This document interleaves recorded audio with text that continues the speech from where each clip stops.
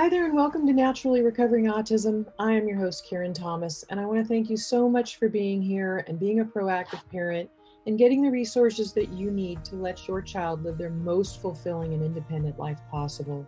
When my own son was diagnosed with autism, I was told to drug him and try behavioral therapies, and there was nothing else that we could do for him but manage his symptoms the rest of his life.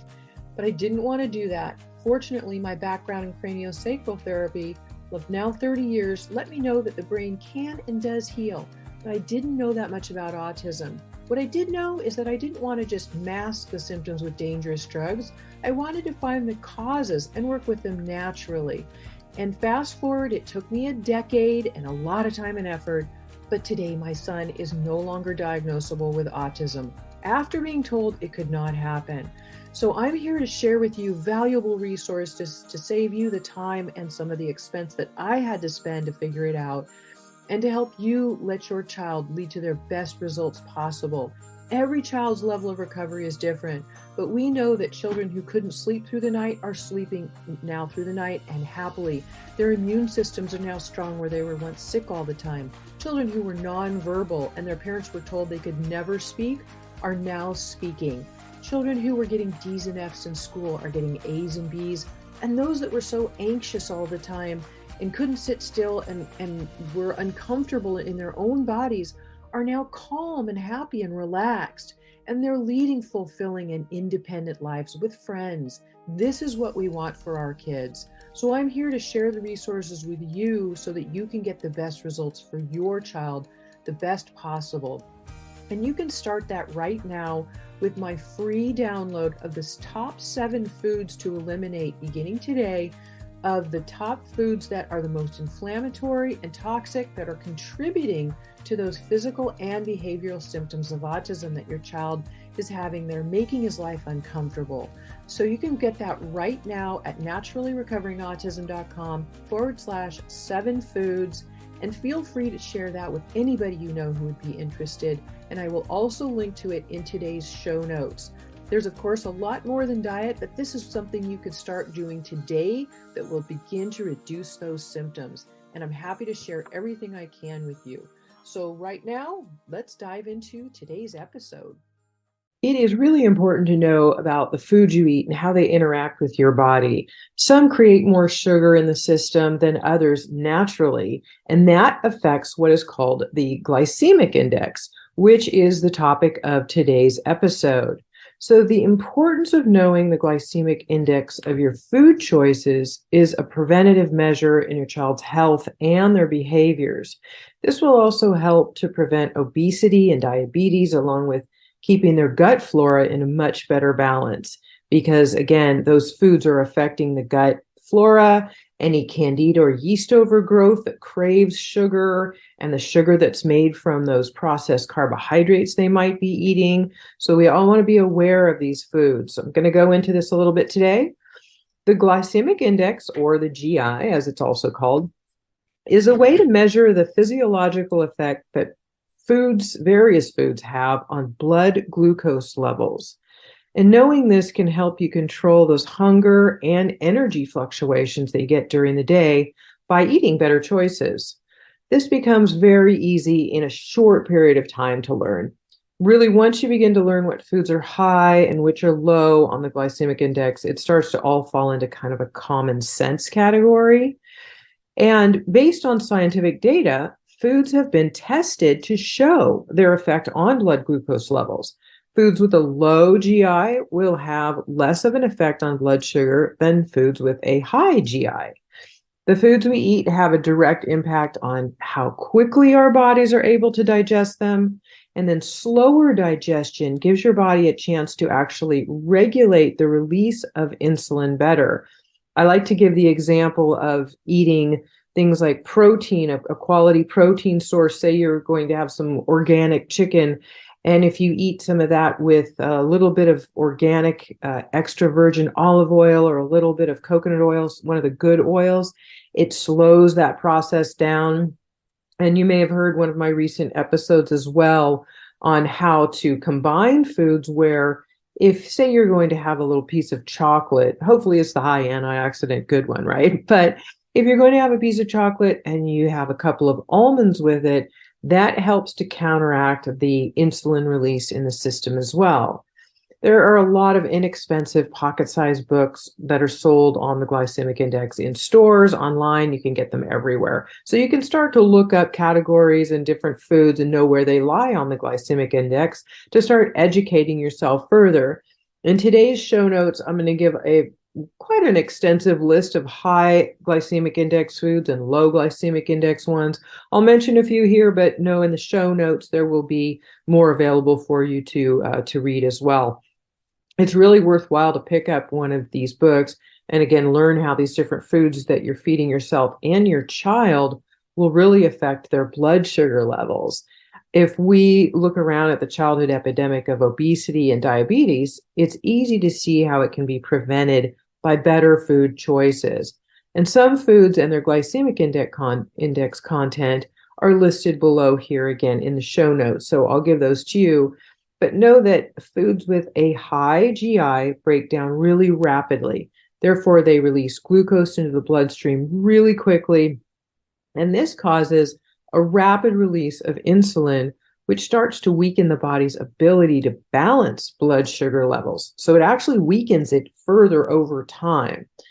This also weakens the adrenal glands, which are our stress handling organs. And that then weakens the thyroid gland, which helps to regulate our hormone levels, among other things.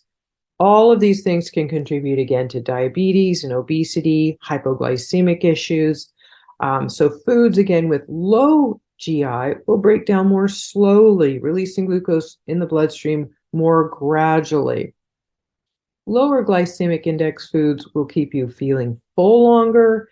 They assist in weight loss by reducing those insulin levels, and it helps you burn fat, assisting in preventing diabetes, heart disease, and some types of cancer, helps prevent hypoglycemia, which again which is associated with those low blood sugar, those blood sugar lows you get where you feel maybe in the afternoon you might get a headache or start feeling fatigued or have sleep problems and a lack of mental clarity. These can all be contributed to these low glucose levels.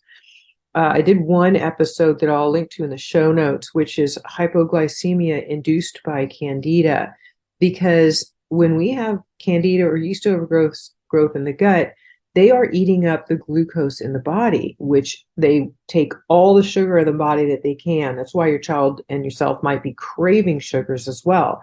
Those bugs want that and they thrive on it and they need it to stay strong. So when we start removing them, those foods that they need, they will, they're starving out, which is what we want. But as they do that, they're also starting to really pull out any of the glucose in the body and including in the brain. And the brain needs some glucose to survive, so to function properly. So in the middle of the night, you might notice that your child's waking up at 3 a.m. And this can definitely be diet related. And because the glucose in the brain has been depleted so much, the brain is actually starving for it and wakes us up to actually as a natural protective way to help us eat food at that time. If your child is waking up in the middle of the night, you could try giving them, something of protein, like a few macadamia nuts is a good choice. Something that's got some good positive fat in it and as a little bit of a protein source can help balance it. Sometimes if kids are really, really low on blood sugar, you could even give them a couple of berries or something like that gives them a little bit of sugar. Improved blood lipid, it can improve the blood lipid profile, so the fat to blood ratio in your body. It assists in lower cholesterol levels. It helps with the metabolic syndrome, which is insulin resistance, also known as syndrome X. Protein is really a great choice overall because it's low on the glycemic index. When we eat protein, it takes a longer time for our body to break it down, and the higher nutrient content combined with a low GI will also assist in satiation. So our body will be fed a source of food it can utilize and one that takes much longer to digest. This keeps us feeling full longer and it doesn't have the negative impact on our blood sugar. It's really vital to feed your children small amounts of protein throughout the day to help keep the blood sugar balanced and minimize their body's cravings for those carbohydrates, which are the very food that converts into sugar and feeds, again, that candida. Foods higher on the glycemic index also have a greater likelihood of creating hyperactivity. And then you get that later, that sugar crash with the loss of energy, is often an hour or two after eating a high glycemic or sugary type of consumption.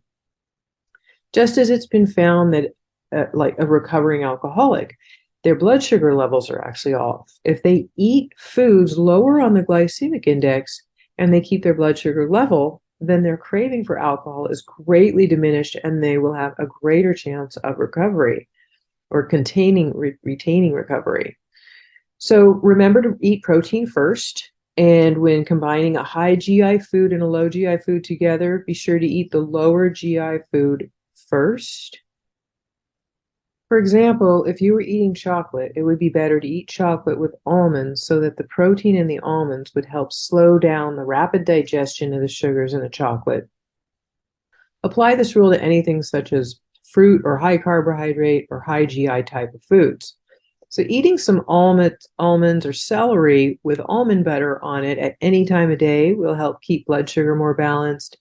Eggs are a far better choice for breakfast than cereal or waffles or pancakes in the morning, which are really, really hard on the blood sugar because they're high GI foods, but especially if it's the first thing you're putting in your body in the morning, because then you're breaking that fast, breakfast. You're breaking that fast with something that's a high sugar content. So you're actually affecting that GI level much harder, more so in the morning. So we want to curb those cravings for the wrong things before they get a chance to affect us. So make sure you're starting your day with a low glycemic food, which is more of a protein source.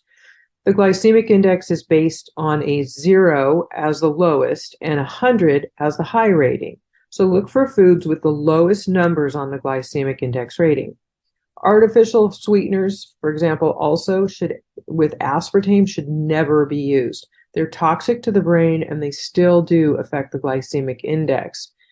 So here's an initial example of some glycemic index foods with some which we commonly use as sweeteners, and their ranking on the glycemic index. So first, the good news. Stevia, again, natural organic green leaf stevia, not the ones that have processed stuff with maltodextrin, which is bad, and other things in it. You want a clean stevia, and also monk fruit. Those are two that rank 0 on the glycemic index. That means they won't affect your blood sugar and they will not feed the candida in the system. Now, stevia and monk fruit can both be used in many ways. Monk fruit is great as a sugar substitute in any recipe, almost 1-to-1 ratio. And you can do taste tests and get it to exactly what level of sweetness you want. But it's all natural. And these two, again, stevia and monk fruit, are your top choices for any type of sweetening that are natural, and a 0 on the glycemic index. Xylitol is another natural sweetener that ranks a 7, which is very low. And it's beneficial in fighting actually fighting cavities in the mouth because of some natural properties it has that are fighting the strep mutans, which is the bacteria in the mouth. So there are some natural lollipops that are from drjohns.com that are also, you make sure you're getting the ones there that they don't have any food dyes in them. You know, food dyes, as we've talked about in episodes in the past here, are really bad. So you want to make sure that you're not eating any food dyes. These have natural flavors and natural coloring, and they're made of xylitol. So if you eat a xylitol lollipop, it actually can help your teeth and your child's teeth. If the one thing with xylitol is if it's consumed in high levels, like if you used a cup of it in baking and you ate a lot of that, some people and some kids can have a little bit of some digestive disturbance. So that's the only thing I want to give you caution on to eating too much of it. But there a little bit can actually be okay like that. We're getting higher now into things, agave. People think, oh, it's natural, so it's probably great. it ranks between 15 and 30 on the glycemic index. So you're actually starting to rise up there. I personally stay away from it. It's too high for me. So now we're starting to get into the higher GI levels here. Fructose ranks a 17. Raw honey is a 30. So it's actually pretty high up there, and it actually feeds the candida. Even though it's natural, it's good to stay away from, especially if you're on a candida diet where you're actually trying to starve that candida out. Organic sugar, even white refined table sugar. So organic sugar ranks about a 47, whereas white refined table sugar ranks 80. 80, yep, very high, right? Corn syrup ranks 75. High fructose corn syrup is an 87. You definitely want to stay away from high fructose corn syrup. It is really, really bad for multiple reasons. And I talked about that a little bit in the last episode as well. Glucose, direct glucose, ranks 100 on the glycemic index, the absolute worst, which is right alongside of white bread, which is 100. And know that an average cola that you might drink is 70. So it's really, really high as well. The drinks are really bad because there's nothing to absorb, no fiber, no content for your body to digest, just like juice. Juice is terrible. It's instead of your body having to chew on, say, a piece of fruit that you might eat and break it down and have some of the fiber in there, which helps to slightly reduce the glycemic index for that. Juice is already ground up into a liquid, which is like shooting it directly into your veins almost. You definitely want, and it's very, very hard on the teeth. So I am a strong proponent of not drinking juice. Lower and better glycemic sources of protein, things like meat, beef, lamb, buffalo, poultry, chicken and turkey, seafood, trout, eggs, nuts. There are some good things that you can eat, of course. Dairy, know that dairy is much higher on the glycemic protein index due to its natural sugar content. And if you've been following me and listening to me for a while, you know that dairy is out. Cow's milk is really, really bad, especially for children with autism, just like gluten. It's the gluten-free, casein-free diet you hear of. Well, the gluten is the protein in wheat, and the casein is the protein in dairy. So they're very highly inflammatory. They create opiates in the system. They are harmful to the gut. They feed the bad bacteria in the body. So it really should be avoided. Cow's milk being the absolute worst. So that's just important for you to understand. If you haven't already gotten my free foods guide, I will link to it in today's show notes as well, but please make sure that you get it. It's at naturallyrecoveringautism.com/7foods. It's just the number 7 and foods with no space in between. That it's kind of the top 7 foods to avoid to begin reducing the glycemic issues and the inflammation in the body, and help start healing allowing the gut to heal up, because you're not putting damaging foods into it anymore. And in that list, in that guide, I also give you more of the reasons why and some more background on those foods. So that's free and available to you at that link. Please be sure and get that if you haven't gotten it already. Some safer, lower glycemic vegetables, things like artichokes, asparagus, broccoli, celery. There are some better foods to eat for sure. Higher glycemic vegetables that should be limited are things like beets. They're really high in sugar. All kinds of potatoes. Yams, carrots, corn, peas, winter squash. Some lower glycemic foods along the lines, just a few to mention, are fruits, apples, blackberries. Berries have fiber in them, so they tend to be a little bit better choice. Strawberries, again, some of these, plums.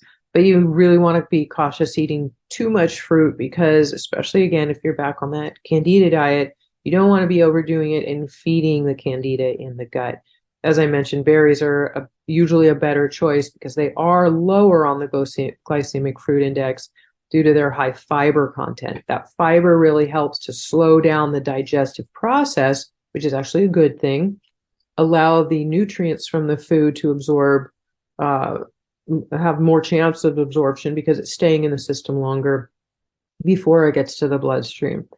and they're higher in antioxidants. However, you want to know that they can have phenol content in them. The higher the color, which is actually what we want, the healthy foods, blueberries, how they have that wonderful dark purple color, are actually really, really good for us in many ways. But if a child with autism is usually phenol sensitive and very, very common if they have methylation issues, which are detoxification issues, which of course our children have. Phenol sensitivity is something that some of these foods with the darker colors, even though they're healthy foods, our kids can sometimes be reactive to. So just want to make sure I mention that real quickly.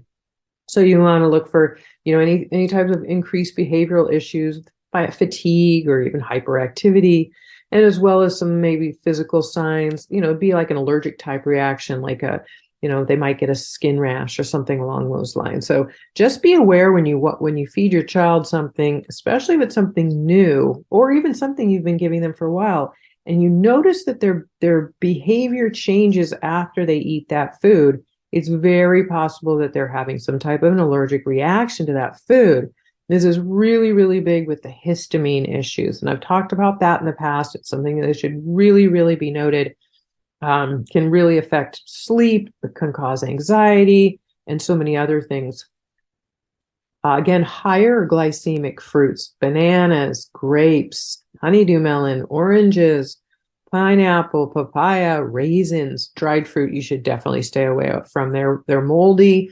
They have chances of having fungus on them, and they also are much, much higher in sugar content. Also noted are things like watermelons and dates. And I already mentioned about staying away from juice. Pure water is always the best choice, and make sure that you've got a really high quality water filter. And I've also done interviews with water experts in the past, and I'll link in the show notes to a high quality filter as well that you can purchase if you don't already have one, because you want to make sure that it is getting out the chemicals and some of the really bad things as well that you want out of your water. Some of the heavy metal toxins, everything, because tap water is a big no. Nobody should be drinking tap water. It's usually contaminated, and they just can't filter as well as they need to these days. And then pipes are often tainted. So always good to have your own filter source that you're confident is doing the right job. Lower glycemic starches, Ezekiel bread, any bread that is sprouted or multigrain. Now, again, I'm a proponent of staying away from these foods, but I'm just going to mention these because they're on the lower glycemic starches. Sourdough bread, yeast-free, bulgur, wasa crackers, millet, lower carb breads, quinoa, amaranth. They are lower glycemic starches, but again, they should really, really be limited, especially if you're on a candida diet where you're starving out that candida by removing the sugars and the foods that they crave and require to thrive and survive in our bodies. Regular breads will inhibit calcium absorption also, whereas sprouted grains won't. And sprouted breads also have the added benefits of vitamins B and C. But adding butter or olive oil is actually helpful when eating any type of these starches because the fats assist in slowing down blood sugar fluctuations from the bread. So that's just something that can be noted as well. And higher glycemic starches that you really want to stay away from, things like plain oatmeal, brown rice, cereals. They say high fiber cereals, it's better, but all of these are just, not so great. You want to definitely avoid things like bagels, white bread, cakes and cookies, muffins, granola, pretzels, rice. You're probably out there going, Karen, are you kidding me? This is all my kid eats. And I know I hear that all the time. And it's because they are, again, craving those sugars, the processed carbohydrates, these breads and pancakes and rice and all these things turn to sugar in the body. So they're feeding the candida and the yeast in the gut. Now, bad bacteria, I'm going to link to it in the show notes if you haven't already listened to my episodes about candida, because it's so, so important to understand how much that the gut health has to do with it, and how much the gut affects the brain and the brain's ability to function properly. Your child's, wild behaviors, aggressive behaviors, or complete fatigue or lack of ability to think and learn in a classroom, all of these things are really related to their internal health, which starts with the foundation of the gut. And the gut controls the brain, and it makes up 80% of the immune system. So it's really, really important to understand how important food is in your life and your child's life, and to understand this. So I'm just here to educate you, which I think is the key to having the best results for our kids and keeping them as healthy as they can be and getting some positive results on the autism recovery process. So again, there's a lot more to this, as you know. It's, there's the heavy metals, done, excreted naturally and safely, as I've talked about in other episodes. There's the co-infections, and there's other things too. But everything begins with diet and begins with the gut. So it's stabilizing the foundation, which helps stabilize detoxification pathways, along with a few other things that are important to do, like supporting the liver, etc. And again, start please with my my diet, or my free guide here, which is just the top 7 foods. I try to keep it simple for you. So if you just can eliminate these top 7 foods from your child's diet, it will at least begin to help their body have less inflammation and not build opiates, like I mentioned, in the body, where they're craving the foods even more so. And so you want to reduce those cravings and allow their body to start to adjust. And there are ways. I've done an episode on reducing picky eating as well, that I'll link to in the show notes, because I know that you're thinking, how am I going to do this if your child is one of those children who, very commonly with autism especially, and in today's world, because we're so used to eating carbohydrates, everybody thinks that it's so important to get a lot of them in, but it's not. And we get enough from, our vegetables, a little bit of fruit and nuts and other things that we're eating that are healthy for us, and we're keeping that glycemic index balanced. So again, start with the 7 foods guide, and I'll link to it in the show notes, but it's at naturallyrecoveringautism.com/7 foods. I hope that this has been helpful for you. I wish you well, and I look forward to seeing you next time. Thanks for being here. Oh, and if you get a chance, if you could give me a 5-star rating on iTunes or Spotify or whatever platform you're listening to this on, it really helps me to reach more people who see that this is something that they might want to listen to if they haven't heard of me yet. And then they can get the resources that they need for their children and their families to help them stay as healthy as well. So if you can do that, I appreciate it. And it keeps us moving strong. So thanks again, and I'll see you soon.